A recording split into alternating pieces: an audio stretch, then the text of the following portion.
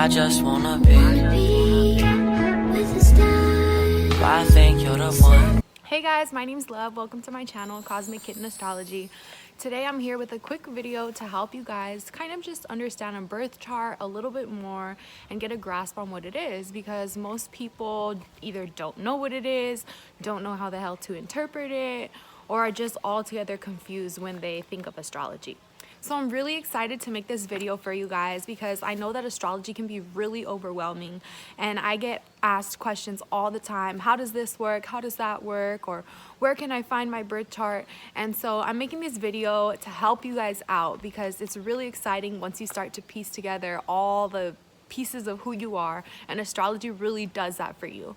So I'm really hoping that this video will help you guys, and just know that if you have any questions throughout this video, feel free to pause and drop a comment down below, or if you have me on Instagram, feel free to send me a message. So astrology has been going on for years and years and years and years, but unfortunately I feel like it got a little bit washed up because people started doing predictive astrology and putting newspapers out, and today you're gonna feel like this. And so I don't really believe in all that stuff, and I feel like that's kind of what made society not believe in astrology. But when you really think about it, the origins and history of it go way back. The Aztecs believed in astrology, Babylonians, Mesopotamians, and so on and so forth. There's even like caves and carvings of people studying the stars.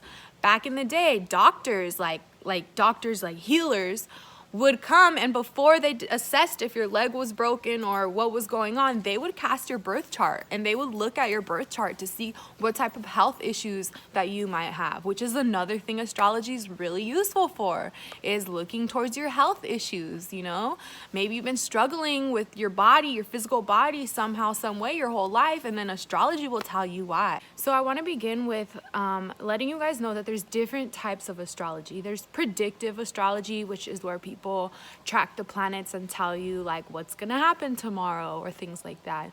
And then there's natal astrology, which is like your birth chart, looking at the day that you were born, what time you were born. That's what I'm focused on. And then there's also like synastry, which is looking at the time you were born and the time your partner was born, and using astrology for relationships. So there's all different fields when it comes to astrology, but this video is just going to cover birth charts.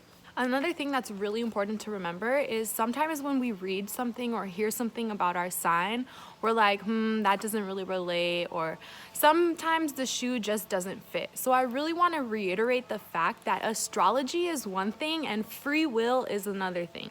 Astrology can tell you a lot, but ultimately humans make their own decisions. That's free will.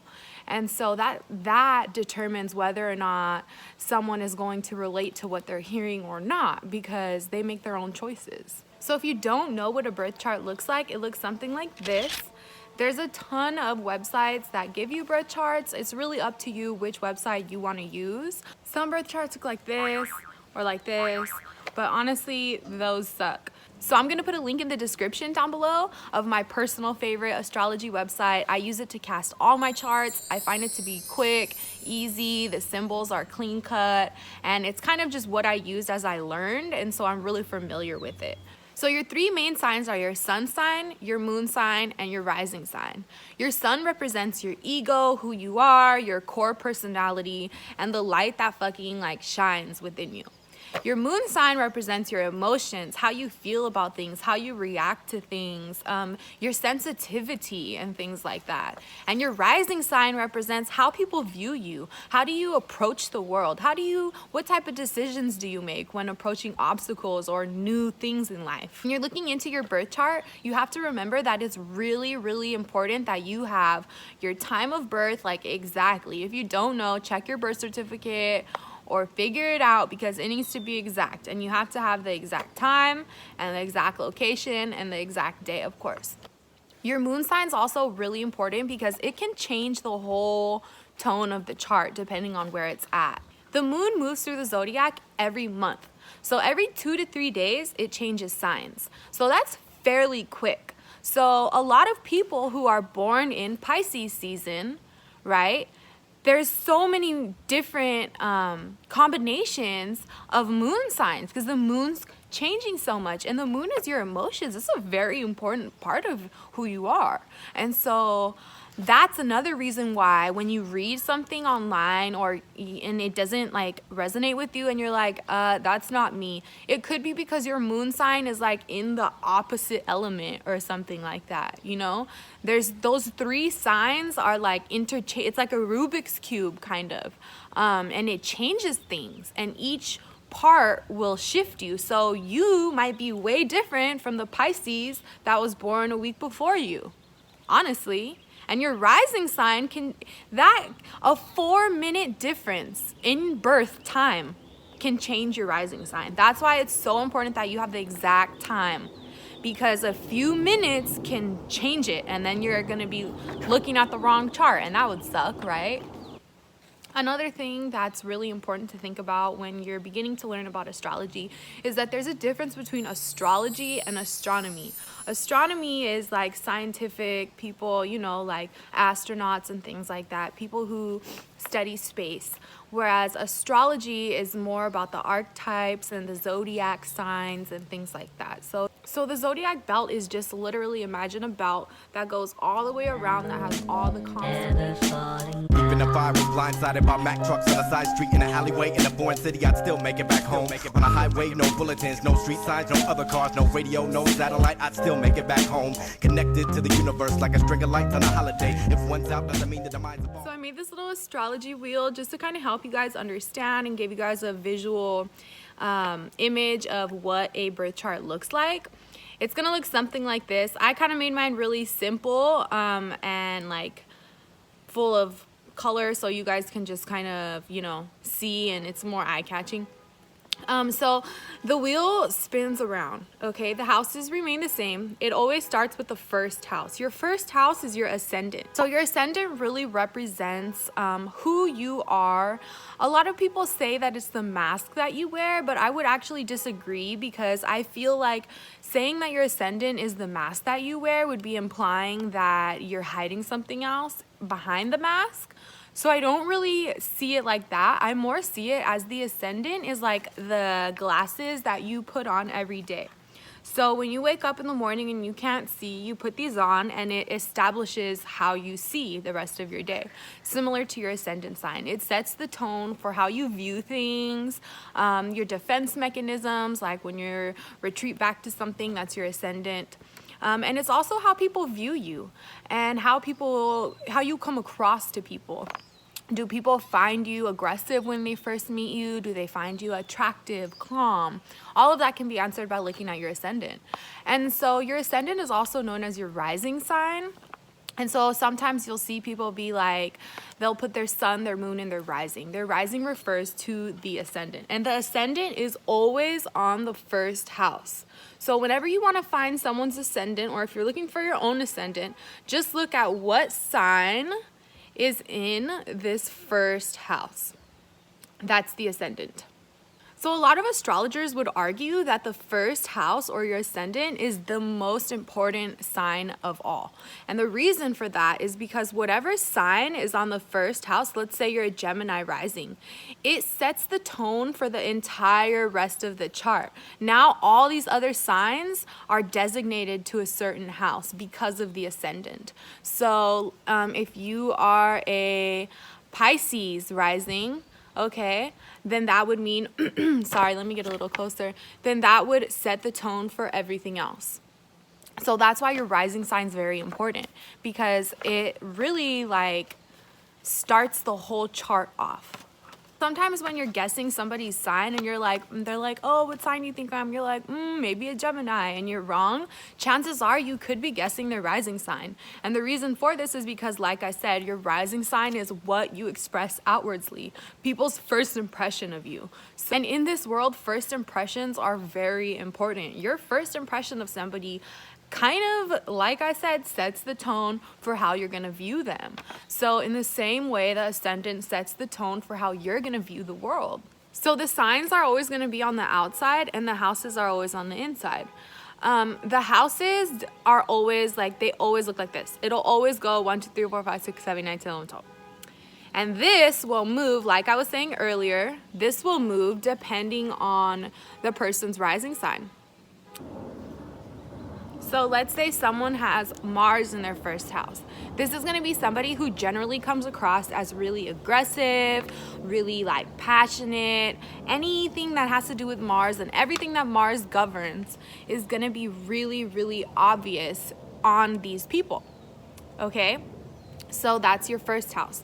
So now that we've kind of talked about the ascendant and your first house, let's go on and talk about your descendant, which is your 7th house. And your descendant is a really important sign also, because your ascendant is kind of like the me in here, and the descendant is like the you out there. The descendant is really, really interesting, and it's one of my personal favorite parts of the chart, and it's something I always look into when I'm reading other people's charts. And the reason is because the descendant is almost like the parts of yourself that are there, but yet somehow you don't connect with them. You don't feel like that's you, but it really fucking is. And so it's a lot of repressed energy. Now your 7th house is also the house of relationships, and that's where your descendant's at. So not only will your descendant tell you the parts of yourself that you don't identify with, but it will show you that same sign is the energy that's in your relationships.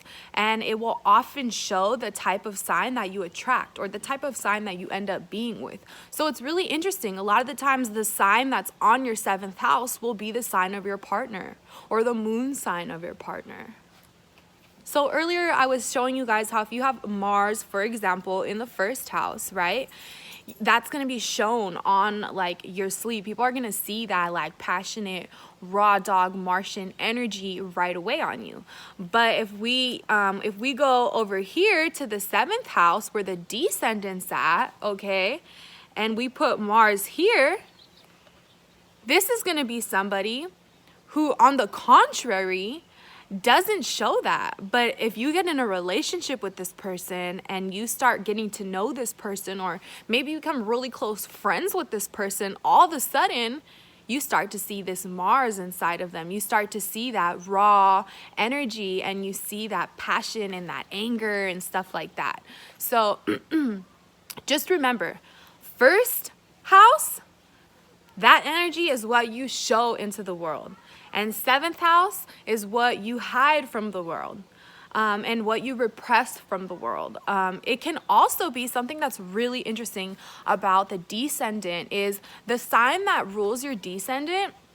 It tends to be, if you guys don't know what projection is, it's pretty much when you notice flaws in other people and you point out flaws in other people that you yourself possess. And so looking at what sign rules the person's descendant or your own descendant, it will kind of show, like, for example, if you have Gemini on your descendant, you might not like Gemini energy. It's there in you, but you might not feel familiar with it, and it might kind of throw you off because, like I said, that's energy that the person represses and hides. But because the 7th house is relationships, you see it in a relationship, but you won't see it in the first house of right away energy. So let's talk about your sun sign. Your sun sign is super important because your sun sign is the light, like, within you. It's like who you are. Like, when people see you and you're just like at your best, shining your brightest, chasing your motherfucking dreams, that's your sun sign. And so your sun sign is like your ego. It's also like when you think of the life you want to live and the goals that you want to have, that's your sun sign. Your sun sign is also your duty. Like, this is your life path. Like, you were put here to be this person. That's your sun sign. 1.3 million planet Earths can fit inside of the sun. So when you think about your personality and when you think about who you are, just imagine that. 1.3 million Earths stuffed inside of the sun, and that's inserted into you and projected onto the world. And it's so cool. Your moon sign, on the flip side, it's your emotions. It's how you respond to things. It's how you feel things. It also rules your memories. The moon has everything to do with memories and past lives and reflecting, and it's very feminine, whereas the sun sign is more masculine. And it's not that one is a boy and one is a girl, it's just that the sun is more masculine energy and the moon is just more soft feminine energy. Also, any girls out there, you might like feel your moon sign way more than your sun sign. So don't dismiss astrology. Like, this makes me so sad that people just dismiss astrology because they don't relate to something. And it's like, look a little bit more into it and you might, you know? So for girls, the moon can be the most important sign, especially if you're a very emotional girl. That can be more important than the rising and the sun combined. So a lot of people and a lot of astrologers really like the moon sign. I like the moon sign too, because duh, who doesn't want to know how somebody feels and reacts to their feelings, right? So the moon sign will tell you all of that. Your moon sign is like just like your sensitivity. And your rising sign, the third most important sign, is just like we were talking about earlier. It's how people view you. It's how you put yourself out there into the world. And kind of like another thing to think about is like when people are gossiping about you, people who you've never even known before, and they're like, pss, pss, pss, I heard about pss, pss, pss, pss. They're talking about your rising sign. Like, that's what people see the most. So I was showing you guys about the axis, the ascendant and descendant axis, which is the 1st and 7th house, or this line that goes straight across. Let me actually write it for you so you guys can see. This is the ascendant and this is the descendant, like this. So ascendant, descendant. So that's one axis. And then there's the other axis, which is the 4th and 10th house axis. And that is your midheaven on top, okay, which is actually really cool, because if you were to look up in the sky right now, you're looking at the midheavens. So when you were born, this 10th house, that's the sign that was like right on top of the sky. So your 10th house is your midheaven, and that represents your career and what career would best suit you. So that's another really cool point to look at in the chart, because you can figure out what job might be good for you, or maybe you're in a really shitty job and then you look here and you're like, no wonder I should go do this. So that's a really important spot to look at too, is your midheaven. And it's also not only your career, but it's also your public image. So like, if you're someone of importance, like a president, or you're someone who's really popular or something, you might have some prominence going on in your 10th house. And so at the bottom of the axis of the 10th house is the 4th house down here. 4th, bam, okay? This is your home and your family life. So when you look towards the 4th house in somebody's chart, you can kind of see what energy did they grow up around? What was it like in their home? Or also, how do they feel at home? What kind of home do they have? Anything that has to do with home and family is gonna be 4th house. 10th house on top, that represents your career and what career would be best for you as an individual and where you would thrive the most. And it's cool because the 10th house is considered the midheavens, that's what it's called, or MC. And this is the point of the sky where if you look right above you, like if I stand up right now and look up, that would be the constellation and sign that's right on top of me, the midheaven. So when you were born, that was right on top. So that represents your career. And not only does it represent your career, but it also represents your public image. So people who have planets in this house may be public figures, you know, public speakers, or someone whose public image is very important, an actor, an actress, something like that. So we talked about the axis of the 1st and the 7th house, which is your ascendant and your descendant, or your rising and your descendant. Well, there's another axis. So there's this one that goes across, which is what we just talked about. And then there's this one going up and down. So it's pretty much like this. Those are the 4 points of the chart that are the most important and that most people look at right away. So the first house represents, like we talked about, what you put out into the world, how others see you, and all of that stuff. The seventh house is relationships and what you kind of hide and kind of keep to yourself in the world. And then so this axis, the fourth house, is it's your home and it's your family, and it's what type of energy is in your household. It's what type of energy was around you growing up as a child. Any planets in the fourth house can represent siblings or parents.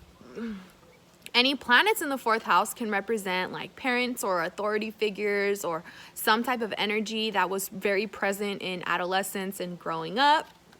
So that's another really important part of the chart that's worth looking at, because it's like your home and family is the tender spot, like, you know, and so the fourth house will really show you how somebody is behind closed doors at home when they're in their comfort zone, you know. So another thing to take note of when you're learning astrology is the elements.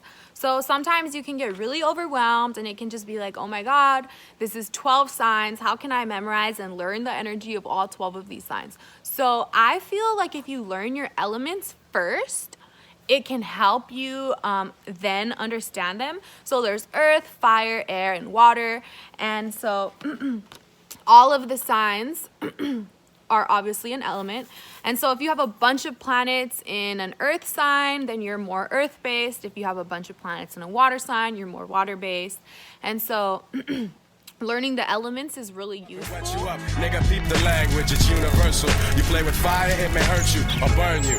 Lessons are blessings you should learn to, let's face facts. Although MCs lace tracks, it doesn't mean behind the scenes there ain't no dirt to trace back. That goes for all of us, there ain't nobody to trust. It's like sabotage, it's got me ready to... So a lot of people get confused about the houses.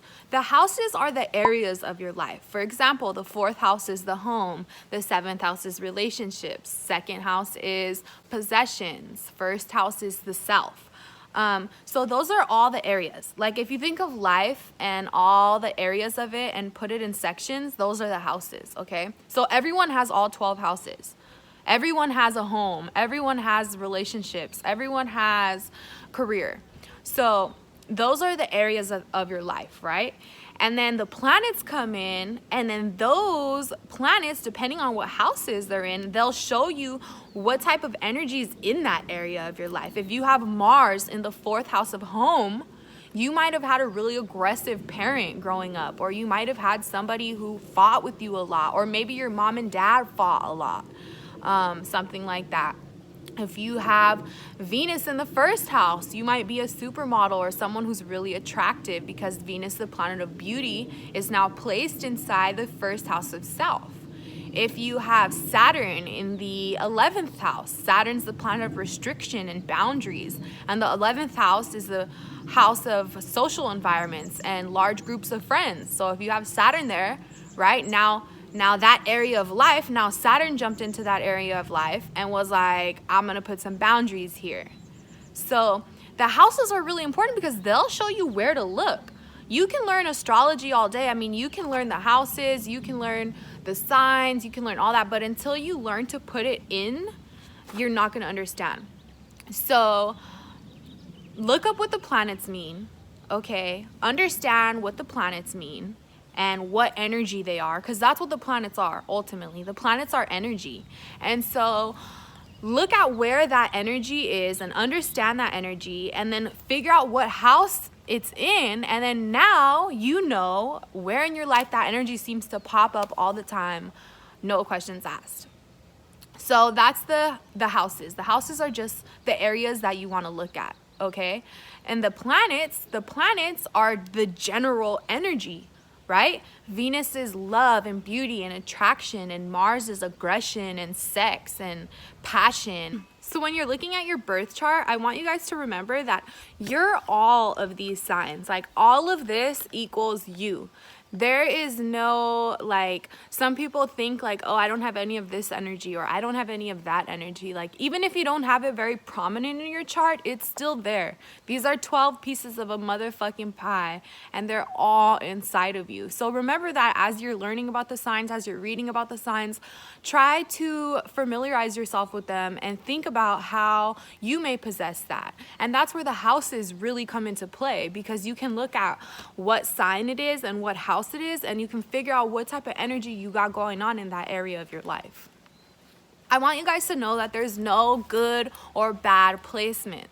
Oftentimes people think that they have bad placements, or, oh, that's a horrible spot to have this in. No, every placement is great, and every placement makes you who you are. And the sooner you hone that energy, the stronger you're gonna be. And so don't get discouraged, or don't compare yourself to other charts or other people. Like, this is your fingerprint. Astrology and your birth chart is your mark on the world, and everyone's gonna be different, everyone's gonna be unique, and no two people are gonna be the same. And if you have tough aspects, then that just means you have room for double the growth in life, double the success in life. So it's important to remember that you are all these signs. You're not just one or the other, or two or three or four. You're all of these signs. These all make up a pie, and the pie is you. And the planets and the houses will show you what kind of pizza you are.